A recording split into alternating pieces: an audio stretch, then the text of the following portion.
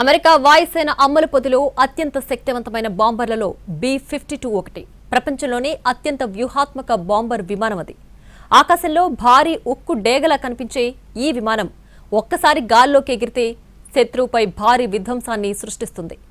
ఒకే మిషన్లో దాదాపు 38 టన్నుల బాంబులను మోసుకెళ్లి దాడులు చేయగలదు. అది దాని కెపాసిటీ. అందుకే దాన్ని అమెరికా వాయుసేన వ్యూహాత్మక బలంగా భావిస్తుంది. B-52 బాంబర్కు దాదాపు 7 దశాబ్దాలకు పైగా చరిత్రుంది. 1955లో అమెరికా వాయుసేనలో సేవలు ప్రారంభించింది.